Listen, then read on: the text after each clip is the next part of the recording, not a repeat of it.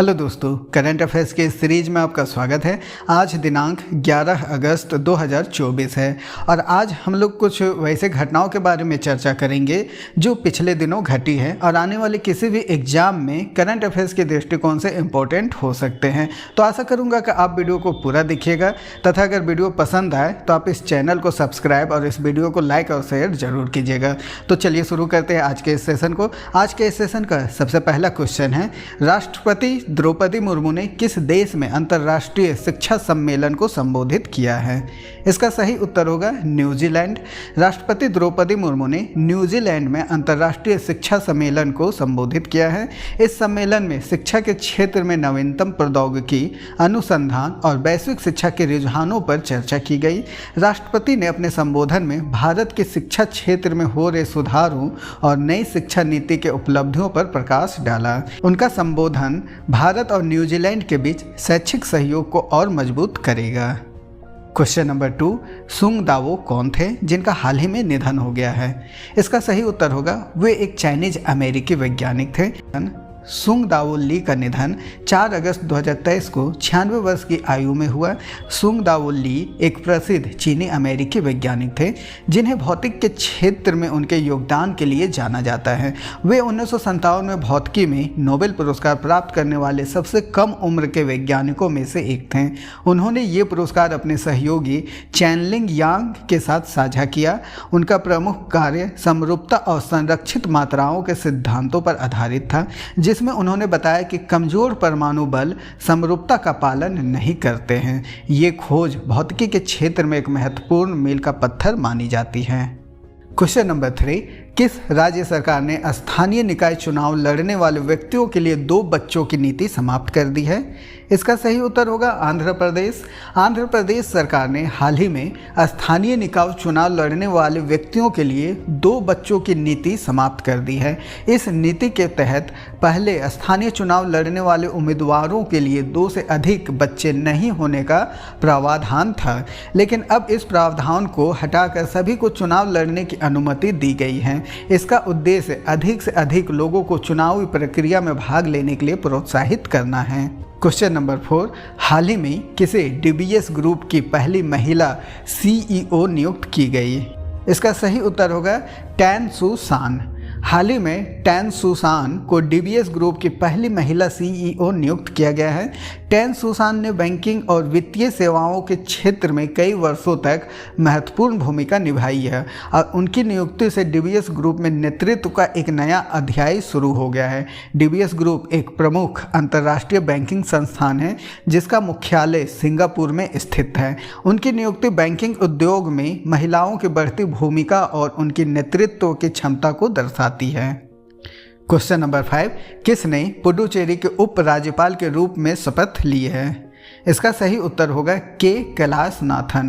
के कैलाशनाथन ने पुडुचेरी के उपराज्यपाल के रूप में शपथ ली है। उन्होंने इस पद को संभालते हुए केंद्र शासित प्रदेश पुडुचेरी में प्रशासनिक कार्यों का दायित्व ग्रहण किया है। के कैलाशनाथन को प्रशासनिक कार्यों में उनके व्यापक अनुभव और नीतिगत मामलों में उनकी गहन समझ के लिए जाना जाता है। वे 1989 बैच के IAS अधिकारी हैं और उन्होंने अपने करियर के दौरान कई महत्वपूर्ण पदों पर कार्य किया है, जिसमें उन्होंने नीतियों के क्रियान्वयन और प्रशासनिक सुधारों में महत्वपूर्ण भूमिका निभाई है। क्वेश्चन नंबर 6, नागासाकी दिवस कब मनाया गया? इसका सही उत्तर होगा 9 अगस्त को। नागासाकी दिवस हर साल 9 अगस्त को मनाया जाता है। इस दिन 1945 में द्वितीय विश्व युद्ध के दौरान जापान के नागासाकी शहर पर दूसरा परमाणु बम गिराया गया था। इस घटना ने युद्ध के अंत की ओर निर्णायक मोड़ दिया और मानवता को परमाणु हथियारों की भयावहता का एहसास कराया। इस दिन को नागासाकी दिवस के रूप में इसलिए भी मनाया जाता है ताकि युद्ध और हिंसा के खिलाफ शांति और सहिष्णुता का संदेश फैलाया जा सके। क्वेश्चन नंबर 7, हाल ही में सेबी ने किसे MCX के MD और CEO के रूप में मंजूरी दी है? इसका सही उत्तर होगा परवीना राय। हाल ही में परवीना राय को सेबी ने मल्टी कमोडिटी एक्सचेंज यानी MCX के प्रबंध निदेशक और मुख्य कार्यकारी अधिकारी यानी CEO के रूप में मंजूरी दी है। परवीना राय इससे पहले NPCL में चीफ ऑपरेटिंग ऑफिसर यानी COO के पद पर कार्यरत थी। MCX भारत का सबसे बड़ा कमोडिटी एक्सचेंज है और परवीना राय की नियुक्ति से कंपनी के प्रशासनिक और परिचालन कार्यों को नई दिशा मिलने की उम्मीद है। क्वेश्चन नंबर 8, हाल ही में किस राज्य सरकार ने 5 लाख रोजगार अवसर पैदा करने के लिए लॉजिस्टिक नीति को मंजूरी दी है? इसका सही उत्तर होगा महाराष्ट्र सरकार ने। महाराष्ट्र सरकार ने महाराष्ट्र लॉजिस्टिक पॉलिसी 2024 को राज्य आर्थिक सलाहकार परिषद की सिफारिशों के आधार पर मंजूरी दे दी है। इस नीति का उद्देश्य अगले 10 वर्षों में राज्य के विकास को दिशा देना है। इससे लगभग 5 लाख प्रत्यक्ष और अप्रत्यक्ष नौकरियों का सृजन और 30,573 करोड़ का राजस्व उत्पन्न होने की उम्मीद है। लॉजिस्टिक का अर्थ होता है संसाधनों का अधिग्रहण, भंडारण और उनके इच्छित स्थान पर कुशल वितरण। यह आपूर्ति श्रृंखला का महत्वपूर्ण हिस्सा है जो वस्तुओं और सेवाओं के उत्पत्ति से उपभोग तक के प्रवाह को सुनिश्चित करता है। क्वेश्चन नंबर 9, किस IIT ने वास्तविक समय में लोकेशन ट्रैकिंग के लिए ई-जूते बनाए हैं? इसका सही उत्तर होगा IIT इंदौर ने।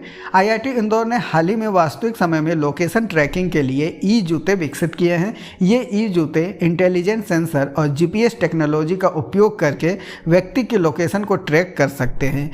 इनका उपयोग विशेष रूप से बुजुर्ग लोगों, बीमारियों से ग्रस्त व्यक्तियों और उन लोगों के लिए किया जा सकता है जिन्हें निगरानी की आवश्यकता होती है। ये इनोवेशन व्यक्तिगत सुरक्षा और स्वास्थ्य देखभाल के क्षेत्र में एक महत्वपूर्ण कदम है। क्वेश्चन नंबर 10, हाल ही में किस एयरपोर्ट पर पंजाब सहायता केंद्र खोला गया है?